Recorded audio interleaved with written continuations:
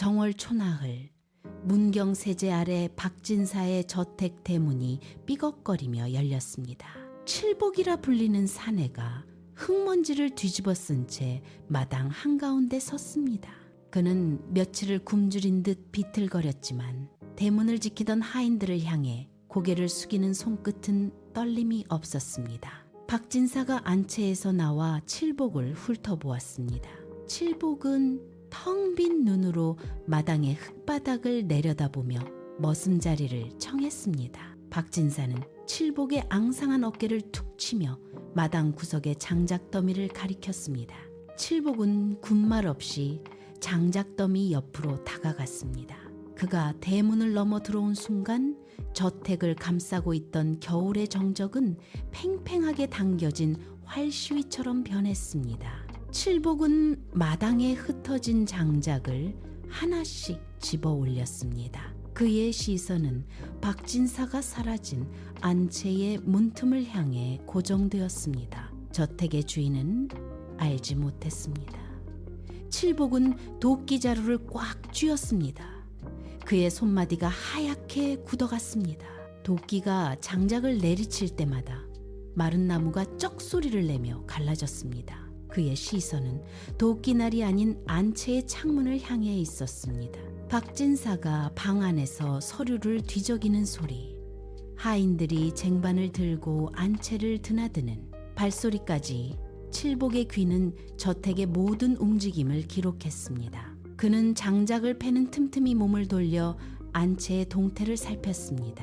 박진사가 방문을 열고 마당으로 나올 때마다 칠복은 즉시 고개를 숙이고 도끼를 휘둘렀습니다. 그러나 도끼가 장작을 내리치는 속도는 일정했고 그의 눈빛은 찰나의 순간에도 박진사의 일거수일투족을 낱낱이 훑었습니다. 마당 한 구석에서 솟아오르는 장작 파편들 사이로 칠복의 시선이 날카롭게 박혔습니다. 칠복은 도끼를 내려놓고 땀에 젖은 손을 바지에 문질러 닦았습니다.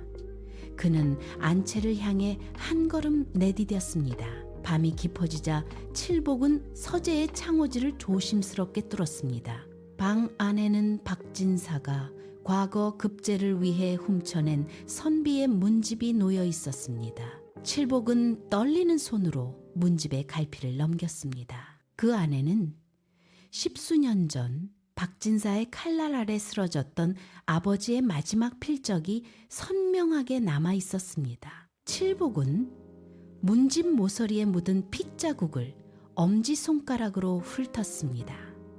칠복의 본명은 이우진이었습니다. 그는 아버지가 억울하게 죽임을 당하던 그날 밤 피 묻은 문집을 품에 안고 도망치던 자신의 어린 시절을 떠올렸습니다. 박진사는 그 선비를 죽이고 그 공을 가로채어 지금의 부와 권력을 쌓았습니다. 그는 품속에서 낡은 놀이개 하나를 꺼냈습니다. 아버지가 마지막으로 남긴 유품이었습니다. 문집의 필체와 놀이개의 문양이 겹쳐졌습니다. 칠복은 서재 안을 노려보았습니다. 박진사가 붓을 놀려 가짜 문장을 써내려가는 모습이 칠복의 눈에 들어왔습니다. 칠복은 칼을 갈듯 이를 악물었습니다. 이제 저택의 주인은 자신이 묻어버린 과거가 다시 살아 돌아왔음을 알지 못한 채 붓을 멈추고 차를 한 모금 들이켰습니다. 서희는 등잔불을 끄고 창가로 다가갔습니다. 정략 결혼을 앞둔 밤마다 그녀의 잠자리는 평온하지 않았습니다. 마당을 가로지르는 긴 그림자가 서재 쪽으로 미끄러지듯 움직였습니다. 서희는 숨을 죽이고 창호지 틈으로 밖을 내다보았습니다. 칠복이었습니다. 그는 서재 앞을 서성이며 멈춰섰고 고개를 들어 안채를 응시했습니다.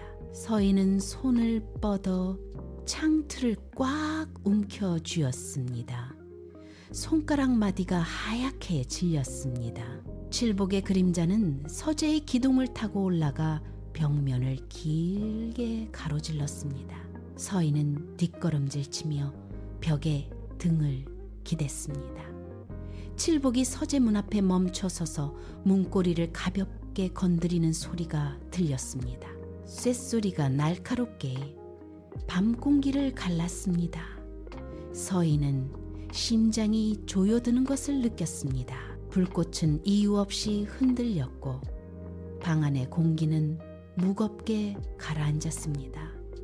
서희는 다시 창가로 다가가 밖을 살폈습니다. 칠복은 여전히 그 자리에 서서 서재 안쪽을 뚫어지게 쳐다보고 있었습니다. 그의 시선이 마치 벽을 뚫고 서희의 방까지 닿는 듯 했습니다. 서희는 더 이상 방 안에 머물 수 없었습니다.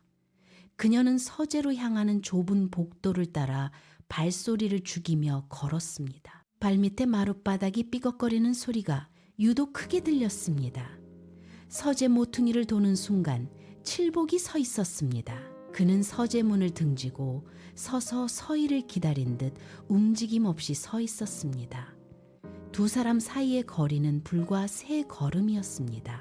밤 공기는 얼음장처럼 차갑게 가라앉아 있었습니다. 서희는 멈춰 섰습니다. 그녀의 호흡이 거칠어졌고 칠복의 시선은 서희의 얼굴을 지나 서재의 문고리에 머물렀습니다. 칠복은 천천히 고개를 돌려 서희와 눈을 맞췄습니다. 그의 눈빛은 마당에 장작을 팰 때보다 훨씬 더 서늘했습니다. 칠복은 한 걸음 앞으로 다가왔습니다. 서희는 뒷걸음질 치려 했지만 등 뒤의 기둥에 가로막혀 움직일 수 없었습니다. 칠복은 낮고 건조한 목소리로 입을 열었습니다. 칠복이 읊조린 질문은 서희의 귓가에 차갑게 박혔습니다. 서희는 숨을 멈추고 칠복의 입술을 응시했습니다. 칠복은 서희의 바로 앞까지 다가왔습니다. 그는 고개를 숙여 서희의 귓가에 입술을 바짝 붙였습니다. 칠복의 낮은 목소리가 밤바람을 타고 서희의 귓속으로 파고들었습니다. 애기씨, 이 담장 아래 흐르는 원혼의 소리가 들리지 않으십니까? 칠복의 말과 함께 저택의 담벼락 너머에서 웅웅거리는 바람소리가 기괴하게 울려 퍼졌습니다. 칠복은 손을 뻗어 서재 문틀을 꽉 쥐었습니다. 그의 손등 위로 핏줄이 도드라졌습니다. 칠복은 다시 한번 낮게 읊조렸습니다. 이 집의 흙은 피를 먹고 자랐습니다. 그 피가 밤마다 땅 밑에서 울부짖고 있지요. 서희는 자신의 발밑을 내려다보았습니다. 마당의 흙이 마치 살아있는 것처럼 꿈틀거리는 듯한 착각이 들었습니다. 서희는 숨을 몰아쉬며 칠복의 어깨를 밀어내려 했습니다. 그러나 칠복은 바위처럼 미동도 하지 않았습니다. 그는 서희의 시선을 피하지 않고 서재의 문을 가리켰습니다. 문 너머에 무엇이 잠들어 있는지 애기 씨는 이미 알고 계시지 않습니까? 칠복이 사라진 자리에는 서늘한 밤 공기만이 남았습니다. 서희는 굳어버린 다리를 억지로 움직여 자신의 방으로 돌아왔습니다. 그녀는 촛불도 켜지 않은 채 방 한가운데 주저앉았습니다. 어둠 속에서 아비의 서재가 떠올랐습니다. 평소 아비가 엄격히 금지했던 서재의 깊숙한 곳, 그곳에서 풍기던 오래된 종이 냄새와 잉크 냄새가 비릿한 피 냄새로 치환되어 코끝을 찔렀습니다. 서희는 양손으로 자신의 귀를 틀어막았습니다. 칠복의 목소리가 귓가에서 떠나지 않았습니다. 그녀는 벽을 짚고 일어나 방 안을 서성였습니다. 서랍을 열어 아비가 평소 소중히 간직하던 문집들을 꺼내보았습니다. 그 문집들의 모서리마다 묻어있는 검은 얼룩이 눈에 들어왔습니다. 서희는 손을 떨며 문집을 떨어뜨렸습니다. 바닥에 떨어진 종이들이 흩어지며 기괴한 소리를 냈습니다. 그녀는 자신의 손을 내려다 보았습니다. 죄책감은 뱀처럼 그녀의 목을 조여왔습니다. 서희의 눈에서 굵은 눈물방울이 떨어져 바닥을 적셨습니다. 혼례 당일 아침, 저택의 마당은 분주하게 움직였습니다. 하인들은 붉은 천을 담벼락에 두르고 마당 한가운데에 커다란 상을 차렸습니다. 솥단지에서는 끓는 물이 뿜어내는 수증기가 자욱하게 피어올랐습니다. 그러나 그 부산함 속에서도 사람들은 서로의 눈치를 살피며 말을 아꼈습니다. 박진사는 안채에서 나와 마당을 가로질렀습니다.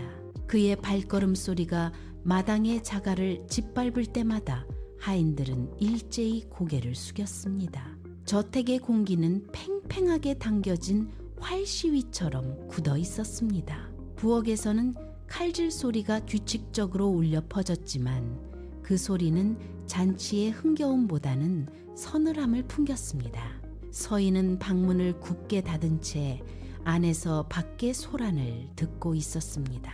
저택 구석구석에는 칠복의 시선이 머물고 있었습니다. 그는 장작을 패는 대신 낫을 든 채 묵묵히 곳간 앞을 지켰습니다. 하객들이 도착하기 시작하자 저택의 문이 열리고 닫히는 소리가 반복되었습니다. 그 소리는 마치 폭풍 전야의 천둥처럼 불길하게 울렸습니다. 마당의 붉은 천이 바람에 펄럭이며 기괴한 그림자를 바닥에 드리웠습니다.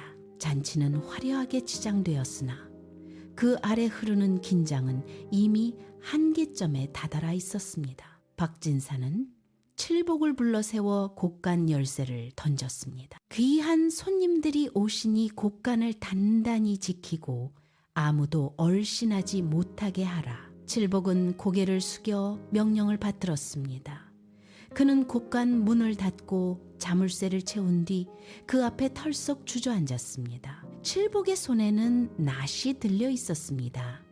그는 낫의 날을 엄지손가락으로 천천히 훑었습니다.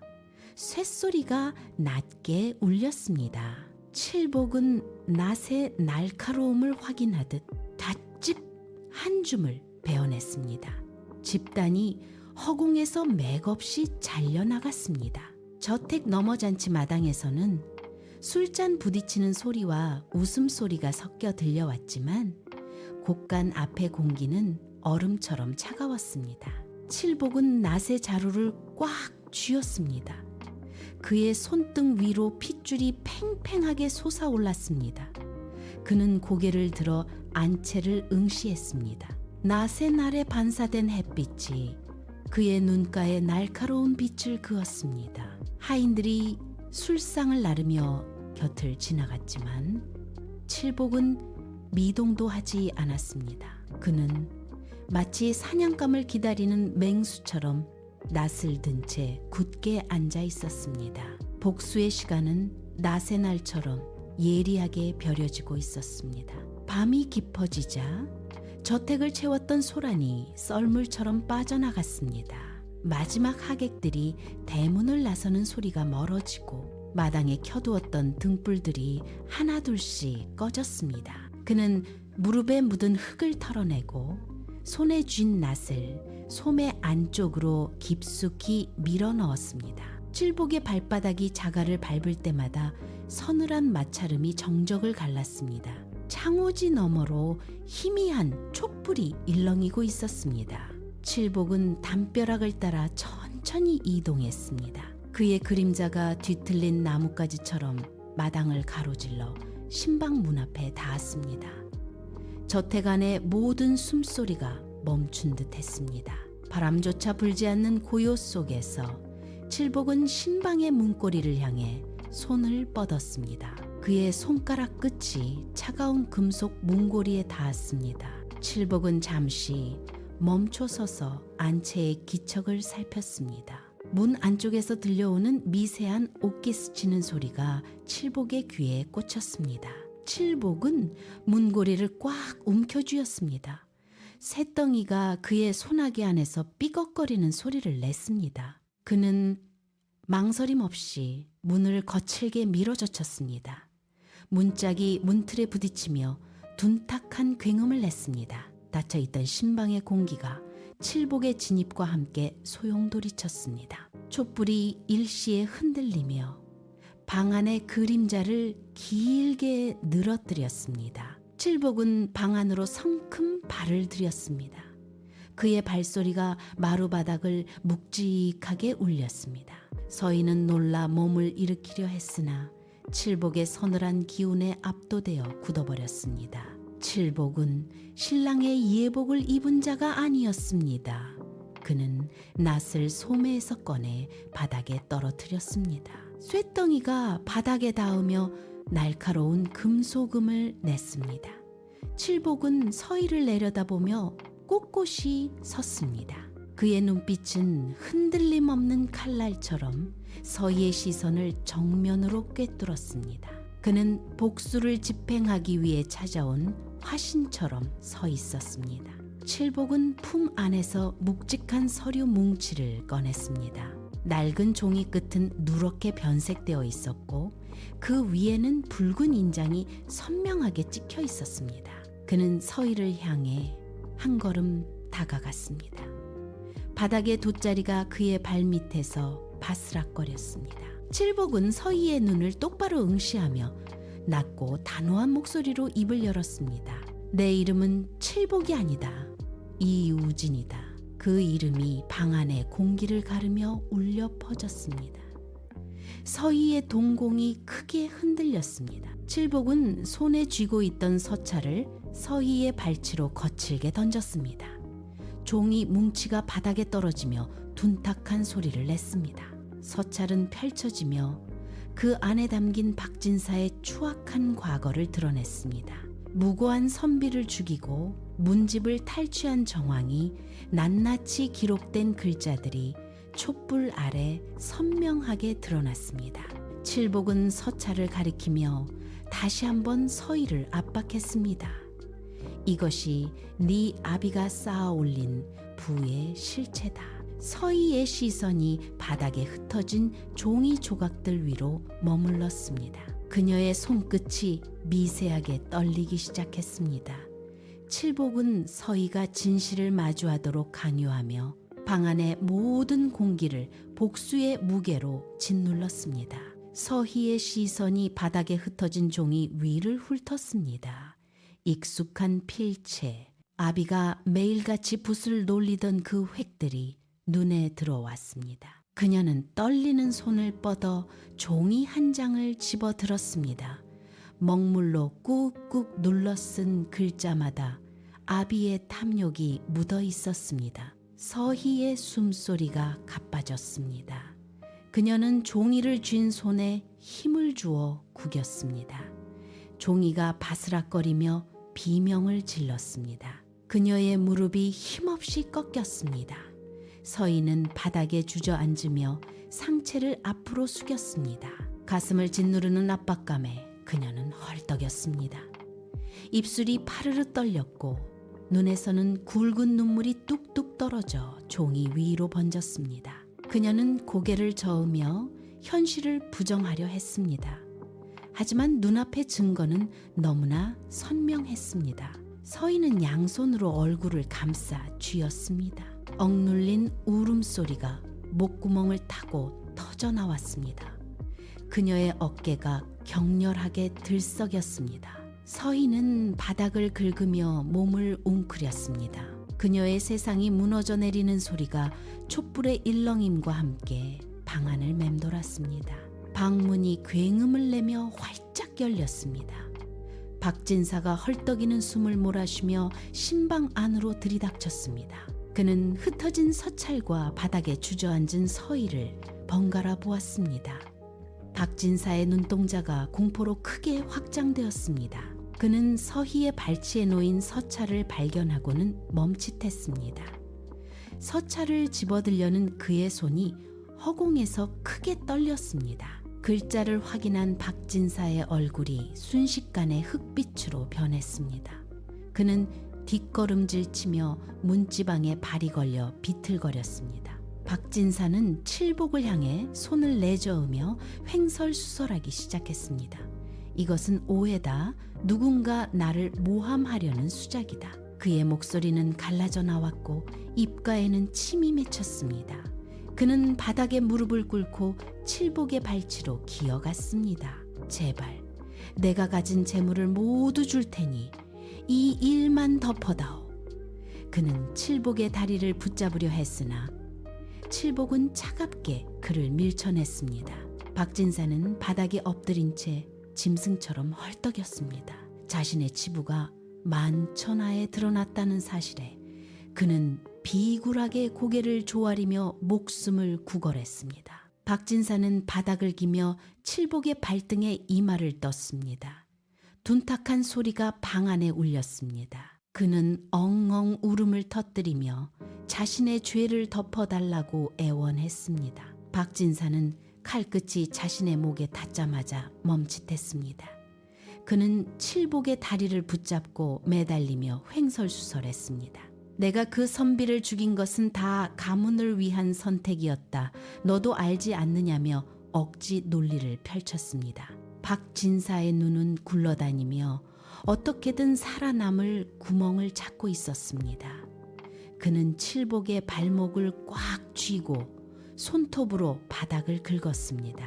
칠복이 발을 걷어차자 박진사는 뒤로 나뒹굴었습니다. 그는 다시금 비굴하게 웃으며 재물을 언급했습니다. 창고에 숨겨둔 금덩이를 모두 주겠다고 소리쳤습니다. 그의 입가에는 거품이 일었고 눈에는 광기가 서렸습니다. 칠복은 그 추악한 몸짓을 보며 칼을 더 낮게 겨누었습니다. 칠복의 팔 근육이 팽팽하게 당겨졌습니다. 그는 칼날을 머리 위로 높이 치켜들었습니다. 박진사는 비명을 지르며 눈을 질끈 감고 바닥에 납작 엎드렸습니다. 칠복의 칼이 공기를 가르며 맹렬한 속도로 내리꽂히려는 순간이었습니다. 그녀는 두 팔을 넓게 벌려 칠복의 가슴팍을 밀어냈습니다. 칠복의 칼날이 서희의 어깨 바로 앞에서 멈췄습니다. 서희의 거친 숨소리가 방안을 채웠습니다. 그녀는 칠복의 손목을 꽉 움켜쥐었습니다. 칠복의 칼을 쥔 손이 미세하게 떨렸습니다. 서희는 칠복의 눈을 정면으로 응시하며 고개를 저었습니다. 그녀의 손가락 끝이 칠복의 소매를 파고들었습니다. 피를 묻히지 마십시오. 서희의 목소리는 낮았지만 흔들림이 없었습니다. 칠복은 칼을 쥔 채 멈춰 섰습니다. 두 사람 사이의 거리는 숨소리가 들릴 만큼 가까워졌습니다. 서희는 칠복의 손목을 쥔 채 한 걸음 더 다가섰습니다. 이 사람을 죽이는 것은 당신의 손에 핏자국을 남길 뿐입니다. 서희가 낮게 읊조렸습니다. 그녀는 바닥에 엎드린 박진사를 가리켰습니다. 저자가 평생 쌓아온 거짓과 탐욕이 무엇인지 세상 앞에 낱낱이 드러내십시오. 그것이 저자에게는 죽음보다 더한 지옥이 될 것입니다. 칠복의 눈동자가 흔들렸습니다. 서희는 칠복의 칼날을 자신의 손으로 감싸주며 아래로 천천히 끌어내렸습니다. 그녀의 손바닥이 칼날에 스치며 붉은 선이 그어졌지만 서희는 눈 하나 깜빡하지 않았습니다. 진실을 마주하고 평생 죄책감의 굴레 속에서 썩어가게 하십시오. 그것이 우리가 선택할 복수입니다. 서희의 단호한 말에 칠복의 어깨에서 힘이 빠졌습니다. 그는 칼을 바닥에 떨어뜨렸습니다. 챙그랑 소리와 함께 칼날이 바닥을 굴렀습니다. 박진사는 고개를 들어 두 사람을 번갈아 보며 짐승 같은 신음소리를 냈습니다. 칠복은 칼을 거두고 서희의 손을 잡았습니다. 칠복은 바닥에 엎드린 박진사의 뒷덜미를 거칠게 낚아챘습니다. 박진사가 몸부림쳤지만 칠복은 그의 어깨를 강하게 짓눌렀습니다. 칠복의 손이 박진사의 목덜미를 가격하자 둔탁한 소리가 방 안에 울렸습니다.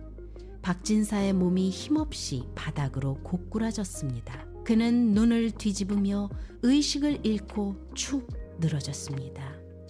칠복은 쓰러진 박진사의 몸을 발로 밀어 구석으로 치웠습니다. 방 안에는 이제 박진사의 거친 숨소리조차 사라졌습니다. 칠복은 자리에서 일어나 방 안을 천천히 둘러보았습니다. 그가 밟고 서 있는 이 공간은 수십 년간 탐욕과 죄악이 겹겹이 쌓인 곳이었습니다. 칠복은 서희를 돌아보았습니다. 서희는 굳게 담은 입술로 고개를 끄덕였습니다. 칠복은 허리춤에서 횃불을 꺼내 들었습니다. 그는 방 한가운데 놓인 촛대를 집어들어 불꽃을 옮겨 붙였습니다. 횃불이 타오르며 방 안을 붉게 물들였습니다. 칠복은 이제 이 저택의 모든 거짓을 태워버릴 준비를 마쳤습니다. 그는 서희의 손을 잡고 문 밖으로 나섰습니다. 복도 끝에서 불어오는 바람이 칠복의 횃불을 더욱 거세게 흔들었습니다. 이제 이 저택의 운명은 칠복의 손에 들린 불꽃에 달려 있었습니다. 칠복은 서희를 데리고 별채 뒤편 곡간으로 향했습니다. 곡간 안에는 박진사가 수십 년간 긁어모은 곡식과 장부, 뇌물들이 가득 쌓여 있었습니다. 칠복은 횃불을 잠시 내려놓고 곡간 구석에 비치된 기름통을 걷어찼습니다. 끈적한 기름이 바닥을 타고 흘러 장부 더미와 곡식 자루 사이로 스며들었습니다. 칠복은 횃불을 높이 치켜들었습니다. 그는 기름이 젖은 바닥을 향해 불꽃을 던졌습니다. 순식간에 푸르스름한 불길이 바닥을 타고 뱀처럼 기어올랐습니다. 칠복은 곡간 문을 닫고 빗장을 걸었습니다. 안쪽에서 타닥거리는 소리가 커지며 매캐한 연기가 문틈으로 새어나왔습니다. 박진사가 평생을 바쳐 쌓아 올린 탐욕의 탑이 불길 속에서 뒤틀렸습니다. 불길은 천장을 뚫고 지붕 위로 솟구쳤습니다. 칠복은 불타는 곡간을 등지고 서서 서희의 손을 꽉 잡았습니다.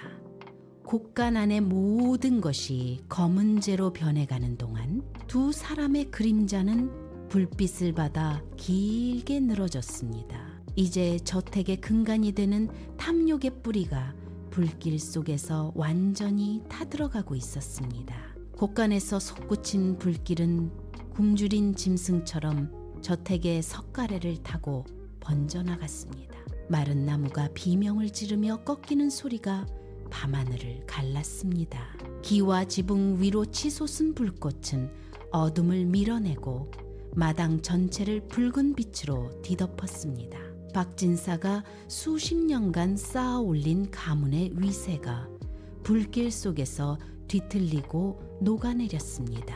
서재의 창호지가 불꽃에 닿자마자 순식간에 타올랐고 그 안의 서책들은 검은재가 되어 허공으로 흩날렸습니다. 대들보가 무게를 이기지 못하고 굉음을 내며 마당으로 무너져 내렸습니다. 불티가 쏟아지는 마당은 마치 지옥의 아가리처럼 일렁였습니다. 저택의 담장은 불길의 열기를 견디지 못하고 금이 가며 허물어졌습니다. 불길은 박진사의 탐욕이 깃든 모든 흔적을 집어삼키며 거대한 불의 장벽을 세웠습니다. 이제 저택은 더 이상 권력의 상징이 아니었습니다. 그것은 과거의 죄악을 태우는 거대한 화로가 되어 밤을 밝히고 있었습니다. 저택의 중심부에서 시작된 불길은 이제 지붕을 뚫고 하늘 높이 치솟아 올라 이 밤의 끝을 알리는 거대한 횃불이 되었습니다. 불길이 저택을 집어삼키는 와중에도 신방은 고요했습니다. 서희는 거친 숨을 몰아쉬며 신방 문 앞에 멈추어 섰습니다. 안쪽에서는 박진사의 당황한 발소리와 문을 두드리는 둔탁한 소리가 새어나왔습니다. 서희는 잠시 문고리를 움켜쥐었습니다. 그녀의 손끝이 하얗게 질렸습니다. 서희는 문고리를 강하게 잡아당겨 닫은 뒤 밖에서 빗장을 굳게 걸어 잠갔습니다. 빗장이 쇠소리를 내며 맞물렸습니다.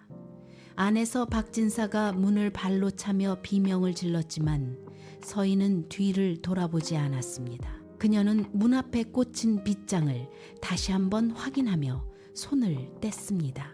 이제 신방은 밖에서 열 수 없는 감옥이 되었습니다. 서희의 손등 위로 붉은 불빛이 일렁이었습니다. 그녀는 자신의 손바닥을 내려다보았습니다.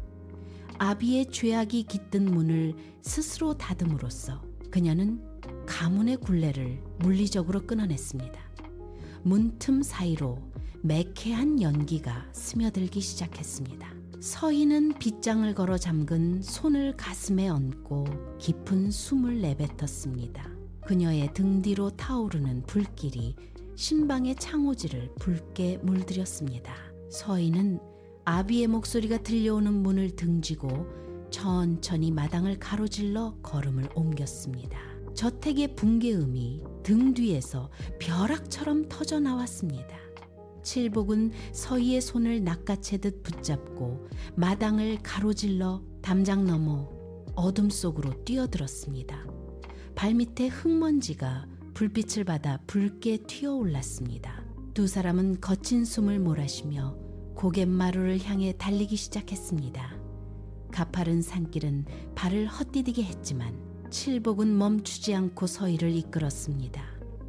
나뭇가지가 얼굴을 스치고 지나갔으나 등 뒤에서 들려오는 저택의 비명 같은 붕괴 소리가 점점 멀어졌습니다. 서희의 발걸음이 돌부리에 걸려 휘청였지만 칠복은 그녀의 팔을 단단히 지탱하며 다시 일으켜 세웠습니다. 고갯마루에 가까워질수록 공기는 차갑게 식어갔고 저택의 열기는 등 뒤에서 점차 희미해졌습니다. 칠복은 험한 바위 틈을 지나며 서희의 손을 놓지 않았습니다. 그들은 가파른 경사면을 따라 쉼없이 발을 놀렸습니다. 이제 저택은 시야에서 사라졌고 고갯마루 정상에 다다르자 칠복이 걸음을 멈췄습니다. 거친 숨소리가 산등성이를 타고 흩어졌습니다. 그는 허리춤에서 복수의 증표였던 단검을 천천히 뽑아들었습니다. 서늘한 쇠붙이의 감촉이 그의 손바닥에 닿았습니다. 칠복은 단검의 날을 뚫어지게 응시했습니다. 칼날 위로 달빛이 차갑게 반사되었습니다. 그는 단검을 쥔 손에 힘을 주었다가 이내 손가락을 하나씩 펴며 긴장을 풀었습니다. 칠복은 팔을 크게 휘둘러 단검을 계곡 아래 어둠 속으로 던져버렸습니다. 단검이 떠난 자리에는 텅 빈 손바닥만이 남았습니다. 칠복은 주먹을 쥐었다 펴며 자신의 손을 내려다보았습니다. 그는 고개를 들어 서희를 바라보았습니다. 그의 눈빛에서 서늘한 살기가 걷히고 대신 낯선 평온함이 자리 잡았습니다. 칠복은 다시 한번 깊은 심호흡을 하며 가슴속에 맺혔던 응어리를 뱉어냈습니다. 칠복의 뒤를 따르던 서희가 걸음을 멈췄습니다. 그녀는 품 안에서 아비가 건네주었던 비단 주머니를 꺼내 들었습니다. 주머니는 손끝에서 묵직하게 느껴졌습니다. 서희는 주머니의 매듭을 천천히 풀었습니다. 그 안에는 아비의 권위와 탐욕이 깃든 증표들이 담겨 있었습니다. 그녀는 주머니를 꽉 쥐었다가 이내 팔을 뻗어 저택 쪽에서 번져오는 불길을 향해 던졌습니다. 주머니는 포물선을 그리며 허공을 가로질러 뜨거운 불꽃 속으로 빨려 들어갔습니다. 불길이 주머니를 집어삼키며 순식간에 타올랐습니다. 서희는 그 모습을 뚫어지게 응시했습니다. 타오르는 불꽃 위로 주머니의 형체가 일그러지며 재가 되어 흩어졌습니다. 그녀는 손을 털어내며 주먹을 쥐었습니다. 이제 그녀의 손에는 아무것도 남지 않았습니다. 서희는 칠복을 향해 고개를 돌렸습니다. 나는 이제 박진사의 딸이 아닌 당신과 새벽을 맞이할 한 여인일 뿐입니다. 문경 세제의 험준한 고갯길 위로 새벽의 푸른 기운이 스며들었습니다. 칠복과 서희는 나란히 발을 맞추어 걸었습니다. 바닥에 깔린 자갈들이 발밑에서 바스락거리는 소리가 고요한 산속에 울려 퍼졌습니다. 동쪽 하늘 끝에서부터 붉은 빛이 서서히 번져 나오기 시작했습니다. 어둠에 잠겨있던 산등성이가 차츰 뚜렷한 윤곽을 드러냈습니다. 칠복은 고개를 들어 밝아오는 하늘을 응시했습니다. 그의 얼굴을 덮고 있던 긴장감이 아침 햇살과 함께 녹아내렸습니다. 서희 역시 칠복의 보폭에 맞춰 걸음을 옮겼습니다. 두 사람의 그림자가 길게 늘어지다가 점차 짧아지며 땅바닥에 겹쳐졌습니다. 차가운 새벽 공기가 폐부 깊숙이 들어왔습니다. 칠복은 멈추지 않고 묵묵히 앞을 향해 나아갔습니다. 서희는 그의 곁에서 고개를 끄덕이며 함께 발을 내디뎠습니다. 이제 산 아래 저택의 불길은 완전히 잦아들고 태양의 첫 줄기가 두 사람의 어깨 위로 내려앉았습니다. 칠복과 서희는 같은 방향을 바라보며 한 걸음씩 나아갔습니다. 세월이 겹겹이 쌓여 계절이 수없이 바뀌었습니다. 파도 소리가 끊이지 않는 어느 바닷가 마을. 작은 서당의 문이 활짝 열려 있습니다. 칠복은 붓을 들어 먹을 갈고 아이들에게 글을 가르칩니다. 그의 손은 더 이상 복수의 칼을 쥐지 않고 종이 위에 정갈한 글씨를 새깁니다. 칠복이 붓을 멈추고 창밖을 내다봅니다. 마당에는 햇살이 가득 내려앉아 있습니다. 그 곁에서 서희는 자수틀을 잡고 앉아 있습니다. 그녀의 손가락이 바늘을 쥐고 비단 위를 부드럽게 오갑니다. 실이 팽팽하게 당겨졌다가 다시 느슨해지며 꽃잎의 무늬를 만들어냅니다. 서희는 자수틀을 잠시 내려놓고 칠복을 향해 고개를 돌립니다. 두 사람 사이에는 묵직한 원한 대신 고요한 평온이 흐릅니다. 칠복은 아이들에게 읽어주던 책을 덮고 서희의 곁으로 다가갑니다. 그는 서희가 놓은 자수를 가만히 들여다봅니다. 서희는 옅은 미소를 지으며 바늘을 다시 꽂습니다. 마을 앞바다에서는 밀물이 들어와 갯벌을 덮고 갈매기들이 낮게 날아오릅니다. 과거의 그림자는 바닷바람에 씻겨 내려가고 오직 지금 이 순간의 평화만이 두 사람의 일상을 채우고 있습니다. 그들은 각자의 일을 묵묵히 이어가며 비로소 자신들만의 시간을 온전히 누리고 있습니다. 칠복은 서랍 깊숙이 숨겨두었던 낡은 서찰 조각을 꺼내어 불꽃 속에 던져 넣었습니다. 종이가 검게 그을리며 재가 되어 흩어집니다. 서희는 아비가 남긴 비단 주머니를 손에 쥐었다가 이내 마당의 흙 속에 깊이 묻어버렸습니다. 두 사람을 추참하던 신분과 원한의 굴레는 이제 형체조차 남지 않았습니다.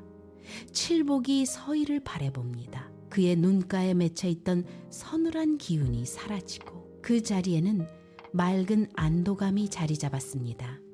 서희는 칠복의 시선을 피하지 않고 마주보며 입가에 부드러운 곡선을 그립니다. 그녀의 어깨에서 팽팽하게 당겨져 있던 긴장감이 풀리며 자연스럽게 아래로 처집니다. 두 사람은 마당에 서서 서로의 얼굴을 찬찬히 훑습니다. 과거의 죄책감이나 복수의 무게는 더 이상 존재하지 않습니다. 칠복은 서희의 손을 가볍게 잡았다가 놓습니다. 그들의 손끝에서 느껴지는 온기는 평범한 일상의 행복을 증명합니다. 바람이 불어와 마당의 흙먼지를 쓸고 지나가지만 두 사람은 흔들리지 않습니다. 마을 어귀로 내려앉는 노을이 두 사람의 어깨 위로 따스하게 번집니다. 칠복은 서당의 문을 닫고 빗장을 걸어 잠급니다. 서희는 그 곁에서 챙겨둔 보따리를 가볍게 들어 올립니다. 두 사람은 나란히 흙길을 걷습니다. 칠복이 서희의 발걸음에 맞춰 보폭을 줄입니다. 서희는 칠복의 소매 끝을 살짝 잡았다가 놓습니다. 그들의 손끝이 닿았다 떨어지는 짧은 순간 서로의 존재를 확인하는 눈빛이 오갑니다. 칠복은 서희를 향해 고개를 끄덕이며 나지막이 미소 짓습니다. 서희 역시 그 미소에 화답하며 정면을 응시합니다. 길가에 핀 들꽃들이 바람에 흔들리고 멀리서 들려오는 파도 소리가 두 사람의 발자국 소리와 섞여 들어갑니다. 그들은 더 이상 뒤를 돌아보지 않습니다.